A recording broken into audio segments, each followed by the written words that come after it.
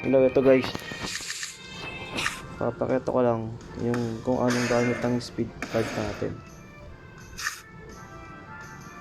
Maaaring napatay niya yun, pero nakita nyo ako pre nung unang titira kasi ito ginagamit ko. Tsaka yung dalawang yan.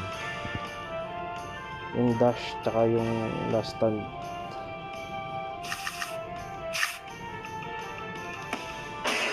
Maaaring tatlo lang ang baraha niya, tatlo lang din ang bara ko.